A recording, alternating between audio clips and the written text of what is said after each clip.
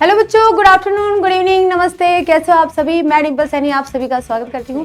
तो यहाँ शुरू करते हैं बाजार दर्शन का लेक्चर नंबर 1 और आज करेंगे हम यहाँ जीवन परिचय और जीवन परिचय करेंगे जैनेंद्र कुमार जी का। तो ये है हमारे महापुरुष जैनेंद्र कुमार जी।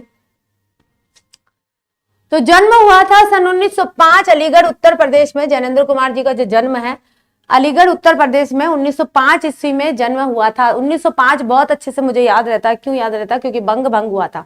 बंग भंग यानी कि बंगाल विभाजन हुआ था लॉर्ड कर्जन के द्वारा, और ये एक तरह का काला युग कहा जाएगा, काला वर्ष कहा जाएगा इसको। ठीक है, प्रमुख रचनाओं की बात करते हैं। परख, अनाम स्वामी, सुनीता, त्यागपत्र, कल्याणी, बहुत सारी है इनकी रचनाएं। जयवर्धन, मुक्तिबोध, ये उपन्यास है सारे। कौन कौन से उपन्यास है? यहां पर आ गए हैं उपन्यास। परख, अनाम स्वामी, सुनीता, त्यागपत्र, कल्याणी, जयवर्धन, मुक्तिबोध। फिर आता है वातायन, एक रात, दो चिड़िया, फांसी, नीलम देश की राजकन्या, पाजेब। ये इनके है कहानी संग्रह।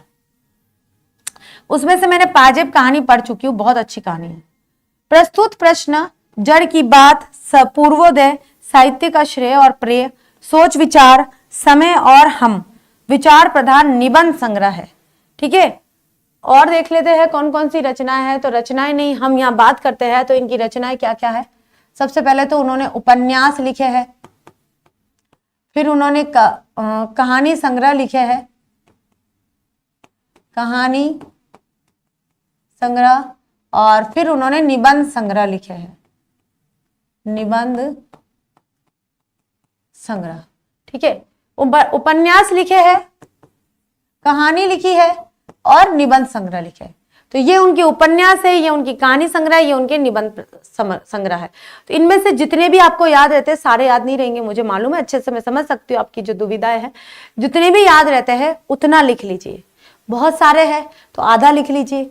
आधे में से भी, बिल्कुल ही आधे में से आधा, चौथा भाग तो नहीं लिखना है, फिर भी काफी हद तक, जैसे कहानियां, 2-4 कहानियां लिख लीजिए, 2-3 आपके उपन्यास लिख लीजिए, 2-3 आपके निबंध संग्रह लिख लीजिए, जो 3-3 करके 6 या 3 और 3 6 3 या 9-10 आपकी रचनाएं हो जाएगी। अगर ये बहुत सारी रचनाएं हैं तो 10-12 रचनाएं आपकी ऐसे हो जाएगी। ठीक है, प्रमुख पुरस्कार, साहित्य अकादमी पुरस्कार, भारत भारती सम्मान। कौन कौन से पुरस्कार मिले थे? साहित्य अकादमी पुरस्कार और भारत भारती सम्मान इन्हें प्राप्त हो चुका है। भारत सरकार द्वारा पद्म भूषण से भी सम्मानित किया गया है और इनका निधन 1900 ईस्वी में हो गया था। तो 85 वर्ष की उम्र में, 85 वर्ष की उम्र में।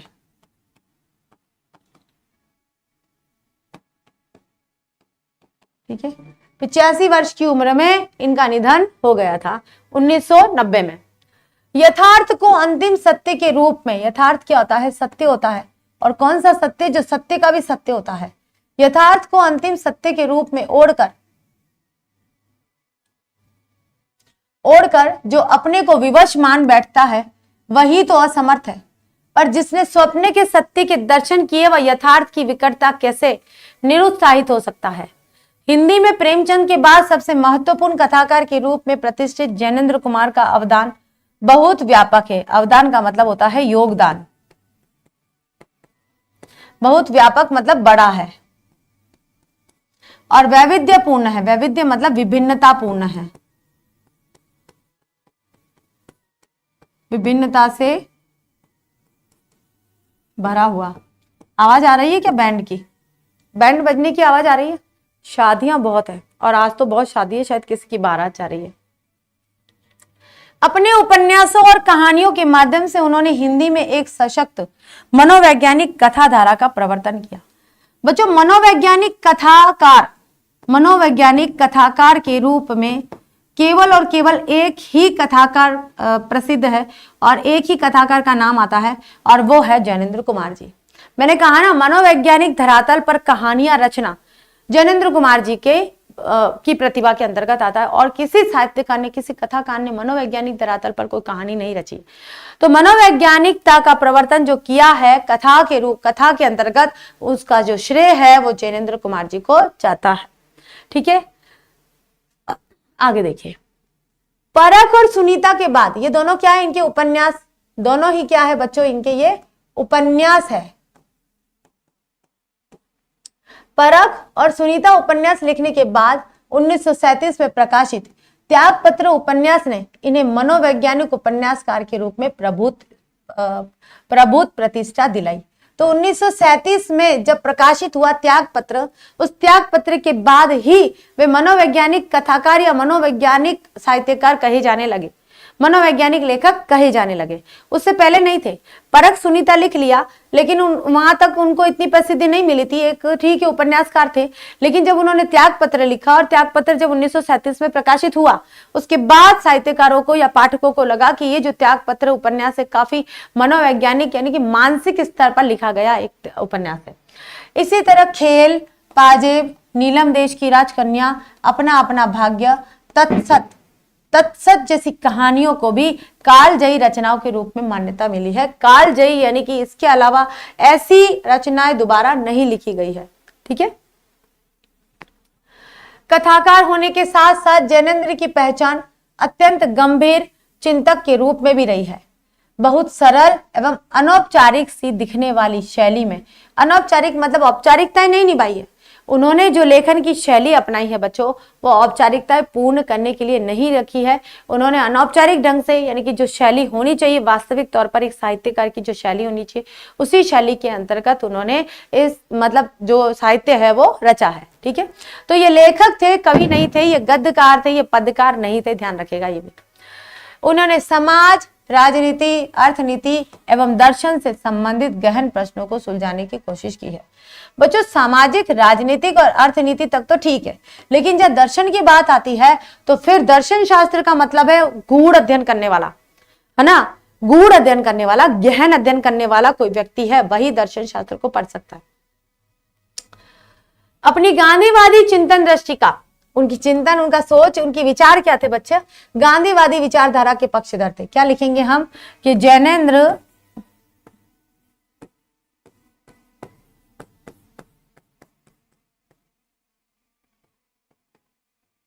गांधीवादी विचारधारा के पक्षधर थे। बैंड की जो आवाज है ना बढ़ती जा रही है, क्योंकि मुझे ऐसा लगता है जो बारात है ना इस साइड ही आ रही है। आप लोगों को डिस्टर्ब हो रहा होगा, लेकिन बच्चों थोड़ा सा एडजस्ट करना पड़ेगा आपको। कि अपनी गांधीवादी चिंतन दृष्टि का जितना सुष्ठु और सहज उपयोग वे जीवन जगत से जुड़े प्रश्नों के संदर्भ में करते थे, वह अन्यत्र दुर्लभ है। कहने का तात्पर्य यह है कि बच्चों गांधीवादी विचारधारा से वे अपने जीवन के जितने भी रहस्य थे या जितने भी समस्या थे उनको सुलझाने का प्रयास करते थे, और बहुत ही आसानी से करते थे। हर कोई व्यक्ति ऐसा नहीं कर सकता है, ये कला जैनेंद्र कुमार में ही थी। तो जैनेंद्र कुमार जी गांधीवादी विचारधारा के पक्षधर थे, और वे उस विचारधारा का, उस चिंतन का जो प्रयोग करते थे वो अपने जीवन में बहुत ही आसान तरीके से, जीवन को और आसान बनाने के लिए कर लेते थे। और वह इस बात का सबूत पेश करता है कि गांधीवाद को उन्होंने कितनी गहराई से हृदयंगम किया है, कि पूर्ण रूप से गांधी जी के विचारकों के समर्थक हो गए थे। तो ये जो समस्याओं को सुलझाने का ढंग है, ये इस बात को स्पष्ट करता है कि वे गांधीवादी विचारधाराओं को उन्होंने अपने मन मस्तिष्क में, अपने हृदय में कितना आंतरिक स्तर तक स्थापित कर रखा था, ये बात उसको बताता है। ठीक है। तो बच्चों समझ में आ रहा है आपको? चलिए, बाजार दर्शन जैनेंद्र का एक महत्वपूर्ण निबंध है, बहुत ही महत्वपूर्ण निबंध माना जाएगा, जिसमें गहरी वैचारिकता और साहित्य सुलभ लालित्य का दुर्लभ संयोग देखा जा सकता है। हिंदी में उपभोक्तावाद और बाजारवाद पर व्यापक चर्चा पिछले 1.5 दशक से पहले ही शुरू हो गई थी, पर कई दशक पहले लिखा गया जैनेंद्र का लेख आज भी इनकी मूल अंतर वस्तु को समझाने के लिए के मामले में बेजोड़ साबित हुआ है। इसके अलावा बाजार दर्शन के माध्यम से आप जिस तरह से बाजार की आकर्षिकता को, आकर्षण क्षमता को समझ पाओगे और उस आकर्षण में न फंसो ये जान जाओगे, तो फिर बाजार दर्शन जो चैप्टर है इसके माध्यम से ही लोग जो संकुचित हुए हैं, यानी कि जो कंट्रोल हुए हैं कि बाजार हमें लुभाता और हमें उसके प्रति आकर्षित नहीं होना है, हमें उसके प्रति लालची नहीं होना है, हमें संयमित रहना है और संयमित होकर हमें बाजार करना है। ठीक है। और ये भगत जी के माध्यम से हुआ था, उनके पड़ोसी थे एक भगत जी, उन भगत जी के माध्यम से उन्होंने ये बताया कि कैसे बाजार की सार्थकता होती है। ठीक है ना। वे अपने परिचितों मित्रों से जुड़े अनुभव बताते हुए यह स्पष्ट करते हैं कि बाजार की जादुई ताकत कैसे हमें अपना गुलाम बना लेती है। अगर हम अपनी आवश्यकताओं को ठीक ठीक समझकर बाजार का उपयोग करें तो उसका लाभ उठा सकते हैं। कहने का मतलब क्या है आवश्यकताओं, आपको जिन चीजों की आवश्यकता, आपको कपड़े की आवश्यकता है तो कपड़े लेने ही जाएंगे और कोई सामान उठाकर नहीं लाएंगे। आपको जूतों की आवश्यकता है तो आप जूते लेने जाइए। अगर जूते कपड़े आप लिस्ट बना लीजिए, हमें कौन कौन सी चीजों की आवश्यकता है, बस बाजार जाकर वही चीजें लेकर आइए। और आप इधर उधर घूमने लग गए ना बच्चों, तो पता नहीं आपका दिमाग बिल्कुल खराब हो जाएगा और आप ये भी ले लेंगे, ये भी ले लेंगे, अरे ये भी बिक रहा था, बाजार है वो तो आकर्षित करेगा, लेकिन हमें उस आकर्षण से बचना है। तो इसी आकर्षण को बचाने के लिए जो जैनेंद्र कुमार जी, उन्होंने अपने सगे संबंधियों, अपने मित्र, अपने जो भी वो जानते थे उन लोगों के माध्यम से हमें बाजार की सार्थकता का अनुभव करवाया है, बाजार की सार्थकता से अवगत करवाया है कि आवश्यकताओं को ठीक ठीक समझकर बाजार का उपयोग करें तो उसका लाभ उठा सकते हैं। लेकिन अगर हम जरूरत को तय कर बाजार में जाने के बजाय, कि जरूरत को तय नहीं किए कि कौन कौन सी चीजों की जरूरत है, ये हमने तय नहीं किया है, और फिर हम ऐसे ही लगे हाथों बाजार चले गए, बिना बात के बाजार चले गए और उसकी चमक दमक में फंस गए। चमक दमक में फंसना मतलब कि अब बिना बात की, बिना काम की वस्तुओं को भी ले लेना, फंस गए तो वह असंतोष, तृष्णा और ईर्ष्या से घायल कर हमें सदा के लिए बेकार बना सकता है। अब अगर हम चले गए, हमने सोचा अरे भाई इसके पास तो इतनी अच्छी ड्रेस है, मैंने पहन रखी है, फिर भी मैं सामने वाले का बोलूं कितनी अच्छी, ये भी मुझे चाहिए। क्या इस संसार में जितनी भी ड्रेस है या जितने भी जूते हैं, जितनी भी वस्तुएं हैं, कोई भी करोड़पति व्यक्ति भी जिसके पास मिलियंस ऑफ डॉलर है, बहुत सारे पैसे हैं, कोई भी व्यक्ति संसार की सारी वस्तुओं को नहीं खरीदेगा? क्यों? क्योंकि सारी वस्तुएं उसके उपयोग में नहीं आएगी, सारी वस्तुओं का वो उपयोग नहीं कर सकता है, वो अपनी जरूरत की चीजें ही खरीदेगा। आप कितने भी, जैसे हम बात करते हैं मुकेश अंबानी की जो फैमिली है, उसको क्या कमी है, वो सब चीजें ले सकती है, लेकिन वो चीजें लेगी जो उसको जरूरत है, और उसी भाई ब्रांड की लेते हैं। वो इतना तो पता है क्योंकि ब्रांड है, उनके पास पैसा है तो वो ब्रांड की बात करते हैं। हम हमारे लेवल की बात करते हैं, हम नहीं ले सकते ब्रांड तो कोई बात नहीं, हमारे लेवल की भी चीजें बनी है।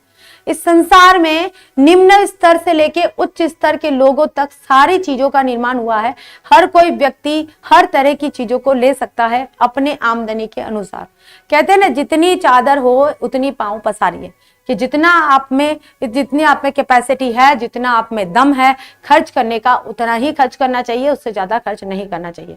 और बाजार जो है वो लुभावने वाला स्थान है, ऐसा आकर्षण वाला स्थान है, वहां हर कोई व्यक्ति फिसल जाता है और पता नहीं क्या क्या चीजें फिजूल खर्ची करके आ जाते हैं, उसको बोलते हैं फिजूल खर्ची।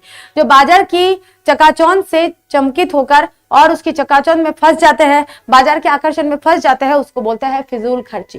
तो फिजूल खर्ची नहीं करनी चाहिए, हमें हमारा बाजार को सार्थक बनाना चाहिए। इस मूल भाव को जैनेंद्र कुमार भांति भांति से समझाने की कोशिश की है, कि भांति भांति यानी कि तरह तरह से बहुत तरह के से मूल भाव को, कि बाजार की सार्थकता किसमें है, इस बात को समझाने के लिए जैनेंद्र कुमार जी ने इस चैप्टर में बहुत सारे उदाहरण भी दिए हैं, कहीं दार्शनिक अंदाज में तो कहीं किसकागो की तरह। इसी क्रम में केवल बाजार का पोषण करने वाले अर्थशास्त्र को उन्होंने अनीति शास्त्र बताया है। अब आता है हमारा चैप्टर यहाँ पर बाजार दर्शन, कि बाजार दर्शन क्या होता है। बच्चों मार्केट तो देखा होगा आपने, क्या क्या देखा? अभी जस्ट दिवाली गई है, और दिवाली जैसा मार्केट तो मुझे नहीं लगता है किसी और फेस्टिवल में सजता होगा, कहीं और देखा होगा। बहुत ही मतलब आप मानो नहीं, हर दुकान पे लाइटिंग लगी होगी, डेकोरेशन हुआ होगा, मिठाई की दुकानें तक सजी हुई थी, बिल्कुल टेंट वगैरह लगाया था बाकायदा, और बिल्कुल गेट जो शादी वाले घर में कैसा एक मेन गेट बनाया जाता है, तोरण द्वार जिसे बोलते हैं, वैसा गेट बना हुआ होता है। या पटाखों की दुकान पे भी ऐसे ही थी, ठीक है, बड़ी बड़ी लाइटिंग लगी हुई थी, और हर दुकान वाले ने अपनी दुकान को अच्छा सा डेकोरेट किया हुआ था। इस डेकोरम को ही तो बाजार की चकाचौंध बोलते हैं। ये डेकोरम तो ही तो हमें आकर्षित करता है, और क्या करता है, आकर्षण का केंद्र होता है बाजार। मार्केट जाना, घूम के आ जाओ। जैसे चैप्टर में, जैसे मैं गई मार्केट, अगर मेरे मन के अंदर चैप्टर का मूल भाव जो है वो मैं बताना चाहती हूँ, पाठ का मूल भाव बताना चाहती हूँ। जैनेंद्र कुमार जी क्या कहते हैं कि अगर उनके एक दोस्त थे, जो दोस्त गए थे, जैसे मैंने पिछली बार पढ़ाया था इसलिए मुझे तो पता है कि एक दोस्त गए थे अपनी पत्नी के साथ में, झोला उठा के चले गए और जेब भरी हुई थी, लेकिन वो चले गए, मन खाली था। ऐसे कहते हैं कि जेब भरी हो और मन खाली हो तब तो आप बाजार के चंगुल में फंस जाओगे, लेकिन जेब भरी हो साथ में मन भी भरा हुआ हो। मन भरा हुआ का मतलब ये है कि आप सोच कर गए हो आपको क्या क्या लाना है, तो आप बाजार के उस चंगुल में नहीं फंस सकते हो, बाजार को सार्थक करके आओगे। बाजार तो बना ही है हमारी खरीदारी करने के लिए, हमारी आवश्यकताओं की पूर्ति के लिए। अब मैं यूं कहूं कि नहीं जाना चाहिए, नहीं खरीदना चाहिए, तो ऐसा तो हो नहीं सकता, क्योंकि आवश्यकता की वस्तुएं तो हमें लानी होगी। तो बाजार वही सार्थक है जब आप अपनी आवश्यकताओं की, अपनी जरूरतों को पूरा कर रहे हो। अन्यथा अगर आप अपनी जरूरतों के आगे चले गए हो तो फिर बाजार सार्थक नहीं है। ठीक है, तो जीवन परिचय हमारा पूरा हो चुका है। यही जीवन परिचय था। 1905 में अलीगढ़ में उनका जन्म हुआ था, अलीगढ़ उत्तर प्रदेश में जन्म हुआ था। उपन्यास, कहानी संग्रह, निबंध संग्रह के साथ उन्होंने अपनी गद्य रचनाओं का साहित्य रचा है। बहुत सारे उनके उपन्यास है, बहुत सारे उनकी कहानी संग्रह है, बहुत सारे उनके निबंध संग्रह है। सम्मान उन्हें प्राप्त हुए थे, साहित्य अकादमी पुरस्कार, भारत भारती सम्मान और पद्म भूषण सम्मान प्राप्त हुआ था। 1990 में उनका देहांत हो गया था। उसके बाद में उन्होंने मतलब जो साहित्य रचा है वो हमने यहाँ देख लिया था। आगे चलते हैं कि परख और सुनीता के बाद 1937 में उन्होंने त्यागपत्र उपन्यास लिखा। उसके बाद ही उनको मनोवैज्ञानिक साहित्यकार की जो पदवी है वो प्राप्त हुई थी। मनोवैज्ञानिकता का प्रवर्तन उन्होंने 1937 में प्रकाशित होने वाले त्यागपत्र के माध्यम से अधिक किया था। लेकिन बाद में जब सुनीता और परख को वापस पढ़ा गया था, उसमें फिर महसूस किया गया कि इसमें भी मनोवैज्ञानिकता के अंश हमें दिखाई देते हैं। तो यह है उनका जीवन परिचय। ठीक है,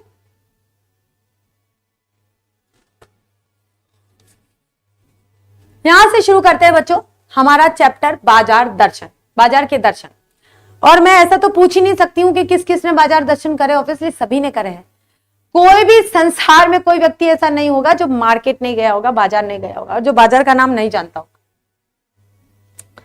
एक बार की बात कहता हूं, मित्र बाजार गए, बाजार तो गए थे, कोई एक मामूली चीज लेने पर लौटे तो एकदम बहुत से बंडल पास थे। कि एक बार क्या हुआ, लेखक के जो मित्र थे, दोस्त थे, वो बाजार गए, लेने तो गए थे बहुत छोटी सी चीज के, चलो यही लेके आना, लेकिन जब वापस लौटे ना तो भर भर के बंडल पड़े हुए थे, ये भी लाए, वो भी लाए, ये भी लाए। तो लेखक जो सोचने लग गए। तो मैंने कहा यह क्या? बोले यह जो साथ थी, कौन भाई? उनकी पत्नी। जब अब यहाँ जो बात आई है, एक व्यंग कसा गया है यहाँ पर, महिलाओं के लिए व्यंग कसा गया है कि जब महिलाएं बाजार जाती है तो फिर उनका तो पूछो ही मत क्या होने वाला है, वो क्या खरीद कर लाती है। तो लेखक के जो मित्र है वो लेने छोटी सी चीज गए थे, लेकिन बंडल के बंडल भर लाए। तो लेखक ने जब अपने मित्र से पूछा कि ये क्या है, तो लेखक के मित्र ने कहा ये साथ जो गई थी भाई, ये जो साथ थी, उनका आशय था कि यह पत्नी की महिमा है, उस महिमा का मैं कायल हूं। आदि काल से इस विषय में पति से पत्नी की ही प्रमुखता प्रमाणित है। और यह व्यक्तित्व का प्रश्न नहीं, स्त्रीत्व का प्रश्न है। कि इस व्यक्तित्व का प्रश्न नहीं, किसकी पर्सनैलिटी का प्रश्न नहीं है। क्वेश्चन ये नहीं है कि कौन खरीद सकता कौन नहीं, लेकिन हाँ, स्त्री इन चीजों में ज्यादा माहिर होती है, इसलिए इस प्रश्न को दोहराया गया है। ठीक है, आगे देखिए बच्चों, स्त्री माया न जोड़े तो क्या मैं जोड़ू। अब लेखक के मित्र यहाँ प्रश्न कर रहे, खुद लेखक से करने लग गए कि भाई मैं थोड़ी ना इन चीजों को कलेक्ट करूंगा, मैं थोड़ी ना इन चीजों को इकट्ठा करूंगा, ये तो काम है महिलाओं का, और वो महिलाएं कर रही है, घर बार महिलाएं संभालती है, तो महिलाओं को पता है कौन कौन सी चीजें लेनी है, कौन कौन सी नहीं। लेकिन बच्चों एक बात मैं बताऊं, कई बार क्या होता है कि हम महिलाओं से भी कई ऐसी गलतियां, फिजूल खर्चियां हो जाती है जो आवश्यक नहीं है और हम मंगवाते रहते हैं। देखिए आज के समय की बात बताती हूँ, आज इस सोच को बदलना बहुत जरूरी है, और आज आपको ये चैप्टर पढ़ना और आत्मसात करना भी बहुत जरूरी है। और साथ में ये भी जानना जरूरी है कि बाजार कहां तक सार्थक है। आप ऑनलाइन मार्केटिंग करते हो, देखते जाते हो, आप शॉप्सी देख रहे हो, मीशो देख रहे हो, मंत्रा देख रहे हो, पता नहीं क्या क्या देख रहे हो, है ना, फ्लिपकार्ट देख रहे हो, अमेजोन देख रहे हो, बहुत सारे जो मार्केट ऐप है, बहुत सारे हैं। ठीक है, इस ऑनलाइन जो मार्केट है वो इतने अनगिनत है जिसकी कोई हद नहीं है, और आप उनसे आप क्या करते हो भाई, ऑनलाइन परचेसिंग कर रहे हो। अब कभी कभी क्या होता है, देख रहे हो आपके पास शूज पड़े हैं, लेकिन वहां अच्छे लग गए, ले लो, जरूरत नहीं थी लेकिन ले लिए। अब क्या हुआ, आप वहां डायरेक्टली गए नहीं, मैं यहाँ पर बाजार उस बाजार की बात नहीं कर रही हूँ, मैं सीधी थोड़ी सी लीक से हटकर बात कर रही हूँ। आप उस मार्केट में गए हो जहां पर आप खड़े नहीं हो, सिर्फ आपको वहां की पिक्चर दिखाई दे रही है, लेकिन आपके लिए मटेरियल कैसा बेचा जा रहा है वो आप खुद देखिए। कई बार क्या होता है कि लोगों के साथ धोखा भी हो जाता है, खास करके मेरे साथ तो हुआ है एक बार कि मैंने मंगवाया क्या था और आ क्या गया, फिर उसको रिटर्न कराने में पसीने छूटे, जो मुझे पता है अच्छे से कि फिर अच्छा हुआ रिटर्न, फिर हुआ भी नहीं वो रिटर्न।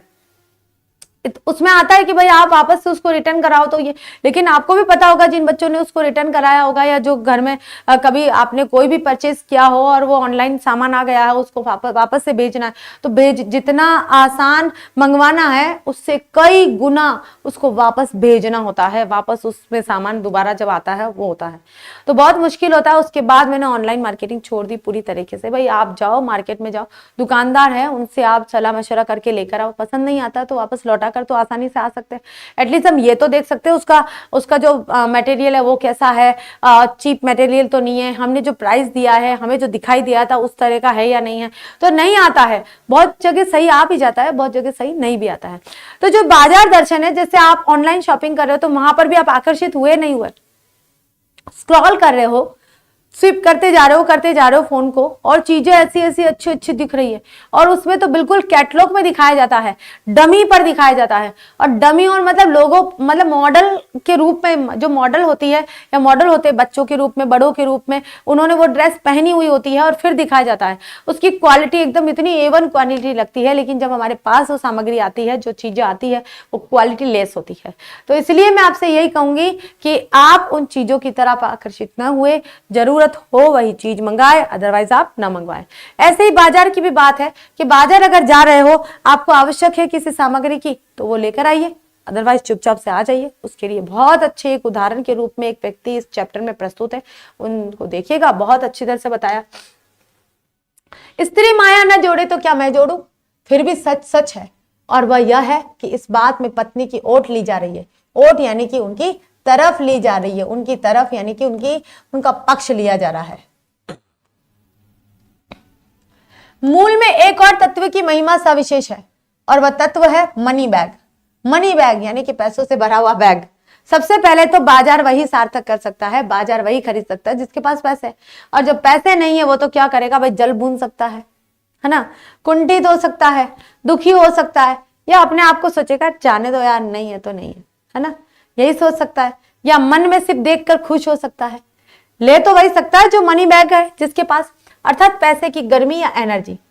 पैसा पावर है, पर उसके सबूत में आसपास माल टाल न जमा हो तो क्या वह खाक पावर है। मतलब कहा गया है कि पैसा पावर है, सही में पावर है, पैसा पावर है।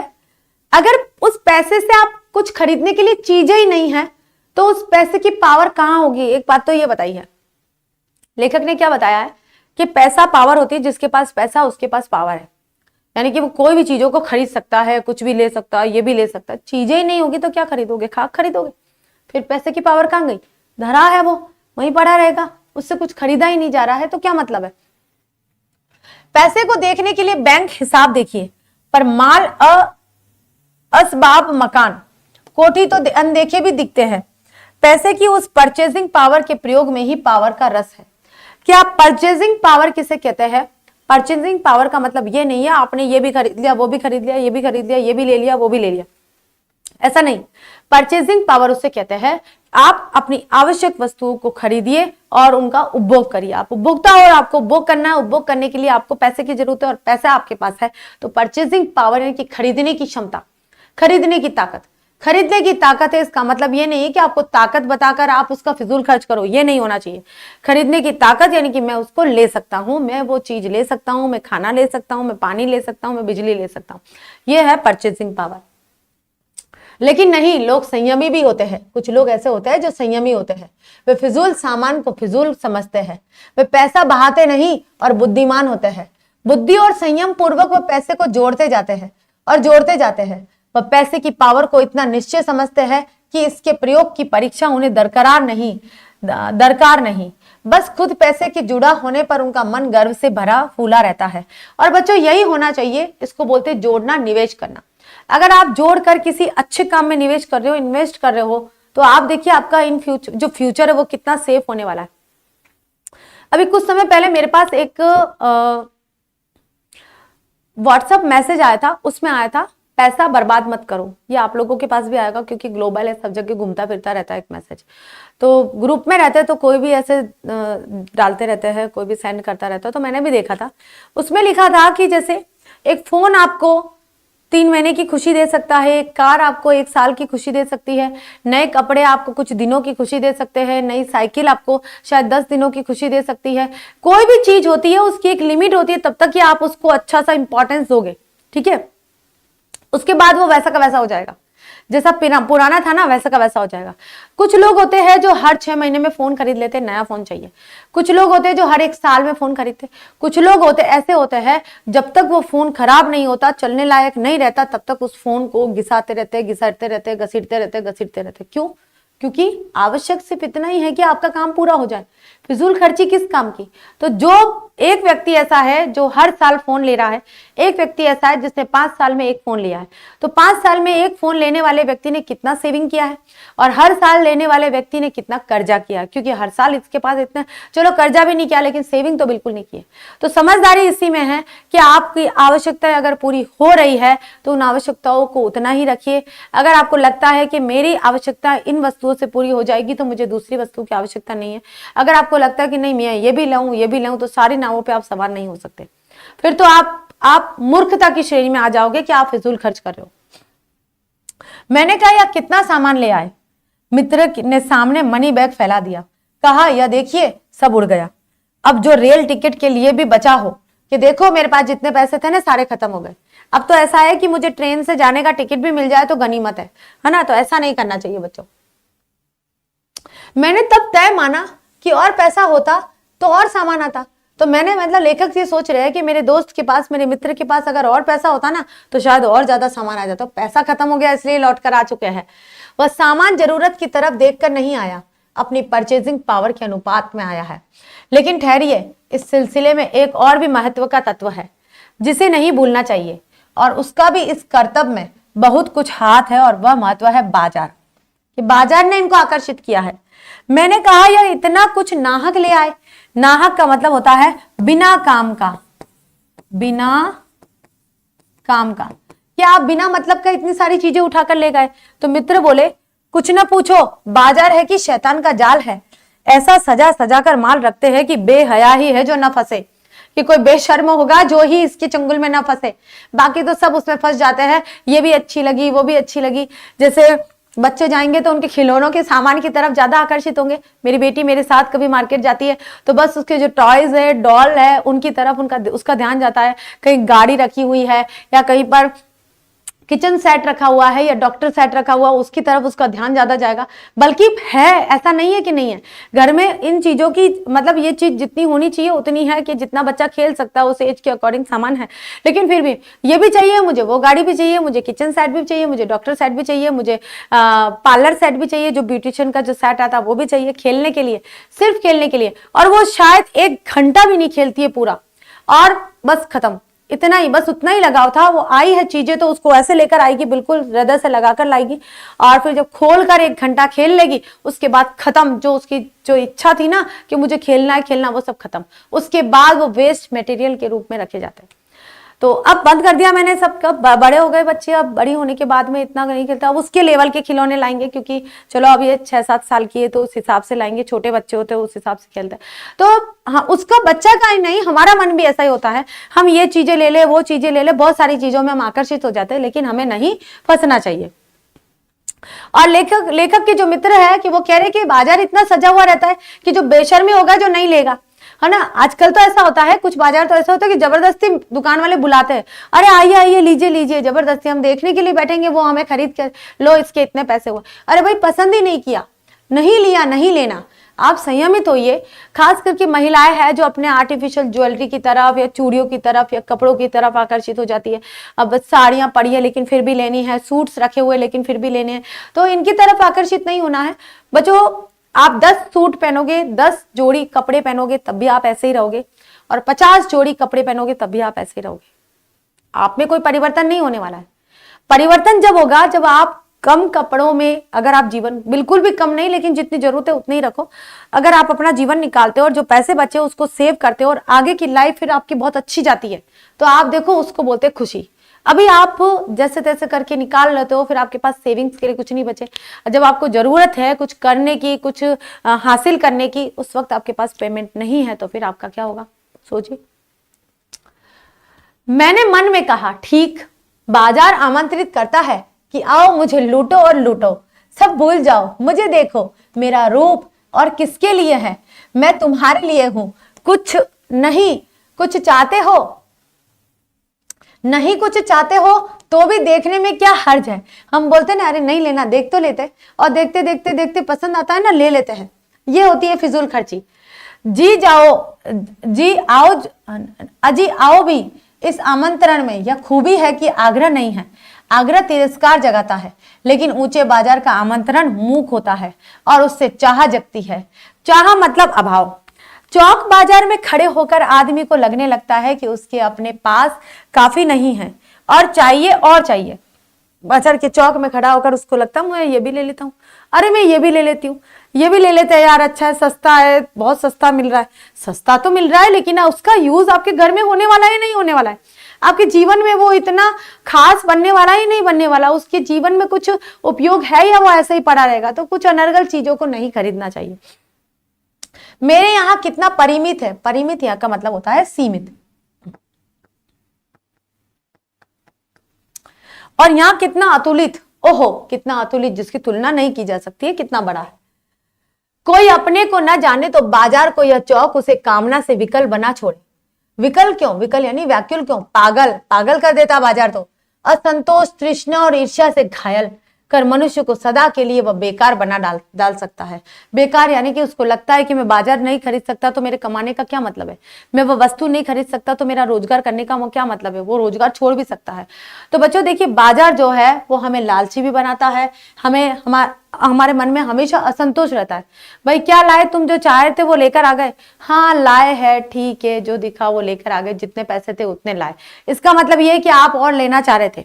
आप ये कहोगे नहीं मुझे जो चाहिए था मैं वो लेकर आ गई हूं या आ गया हूं, तो आप संतुष्ट होते हैं। यहाँ असंतोष, तृष्णा और ईर्ष्या। ईर्ष्या कैसे, आपके पास वाला कोई सामान खरीद रहा है, आपको लगता है काश मैं भी ले पाता, काश मैं भी ले पाती।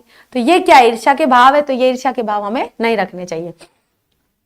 एक और मित्र की बात है, वह दोपहर के पहले के गए बाजार से कहीं शाम को वापस आए तो खाली हाथ। मैंने पूछा कहाँ रहे, बोले बाजार देखते रहे।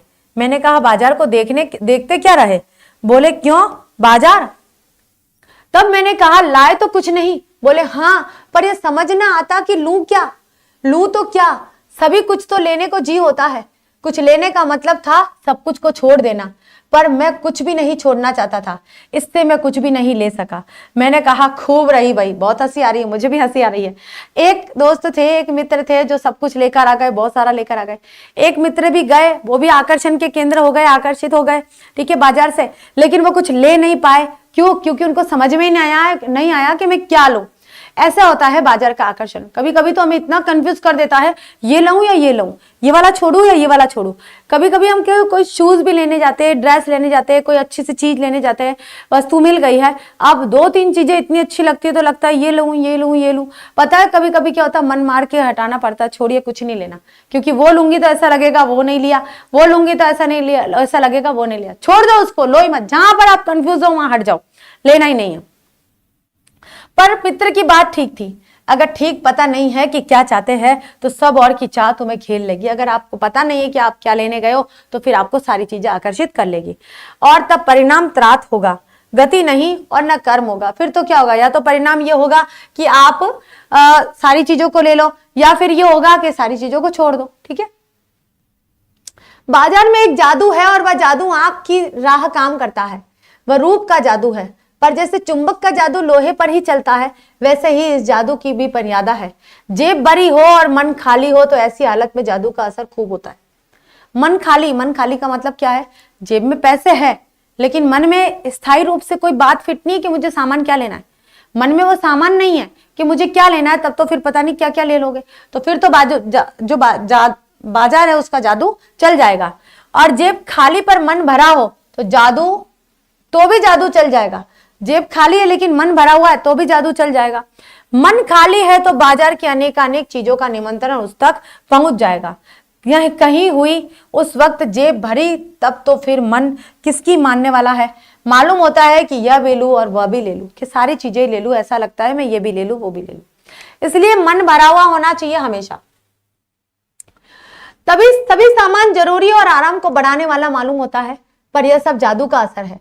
जादू की सवारी उतरी कि पता चलता है कि फैंसी चीजों की बहुतायत आराम में बहुत मदद नहीं देती, बल्कि खलल डालती है। थोड़ी देर को स्वाभिमान को जरूर सेक मिल जाता है। स्वाभिमान को कि देखो मैं ऐसी चीज लेकर आया हूँ, आज मैं बहुत अच्छी चीज लेकर आया हूँ, आज मैं बैठने के लिए अपने लिए सॉफ्ट गद्दा लेकर आया हूँ। लेकिन जो सॉफ्ट गद्दा है ना, आपको किन किन बीमारियों से उलझा देगा, यह आपको भी पता चल जाएगा बाद में। पर इससे अभिमान की, गिल्टी की और खुराक ही मिलती है। जकड़ रेशमी डोरी की हो तो रेशम के स्पर्श के मुलायम के कारण क्या वह कम जकड़ होगी? पर उस जादू की जकड़ से बचने का एक सीधा सा उपाय है, और वह यह है कि बाजार जाओ तो खाली मन न हो। मन खाली हो तब बाजार ना जाओ। बात यह है कि अगर आप बाजार जा रहे हो तो मन खाली नहीं होना चाहिए। मन खाली यानी कि आप अपने मन में उद्देश्य लेकर जाओ, लक्ष्य लेकर जाओ कि मुझे बाजार से क्या लेना है, तब आप बाजार को सार्थक करके आ जाओगे। मन खाली लेकर जाओगे, पता नहीं है, लेकिन जेब भरी हुई है तो पता नहीं क्या क्या करके आओगे। फिर कहते हैं लू में जाना तो पानी पीकर जाना चाहिए।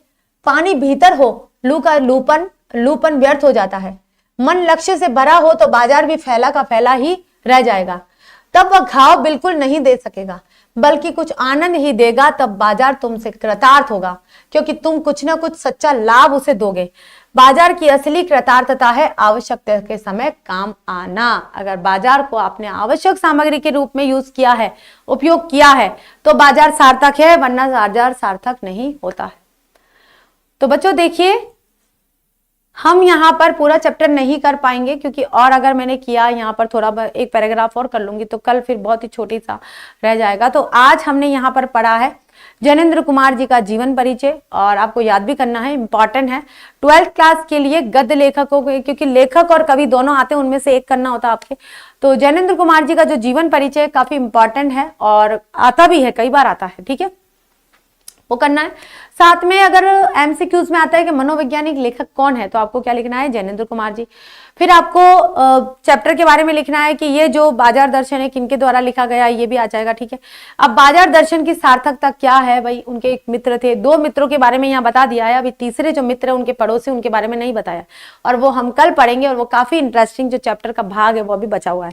भाई 2 मित्र मार्केट गए थे, एक जेब भरी थी लेकिन मन खाली था, ठीक है, मन भरा हुआ था कि सामान लेना है, जेब भी भरी थी, मन भी भरा था और लेकर आ गए। और यहाँ थे भाई, जेब भी भरी थी लेकिन मन खाली था, उनको पता नहीं था क्या लेना है, तो वो खाली हाथ लौट कर आ गए। अब यहाँ है कि भले जेब खाली हो लेकिन मन भरा हो आपका, तो आपका बाजार सार्थक होता है। तो बच्चों आप भी इस मार्केट को अपने ऊपर हावी मत होने दीजिएगा, क्योंकि मार्केट को और मार्केटिंग को हावी होने दे दिया तो सब कुछ खत्म हो जाएगा। चीजें घर में पड़ी रहती है, कपड़े पड़े रहते हैं, जूते पड़े रहते हैं, ढेर सारा सामान भरा पड़ा रहता है, उसका कोई उपयोग नहीं है। आप हर महीने एक ड्रेस खरीद के ला रहे हो और उस हर 15 दिन में खरीद के ला रहे हो, 2 पार्टी में दे दिया। आजकल तो क्या होता है, बर्थडे पे दे रहे हैं, उस पे दे रहे हैं, दिवाली पे दे रहे हैं। तो अगर आपको लगता है कि इन चीजों से हमारा सदुपयोग या हमारा निर्वाह हो रहा है, तो आपको नहीं खरीदना चाहिए, बल्कि जरूरतमंद लोगों की मदद करनी चाहिए। और अगर ये भी नहीं हो रहा है तो आप अपने लिए निवेश कर सकते हो, अपने लिए सेव कर सकते हो, अपने आगे के फ्यूचर के लिए। ठीक है बच्चों, आज इतना ही, फिर मिलते हैं कल, और कल इस चैप्टर को हम खत्म कर देंगे। Thank you so much.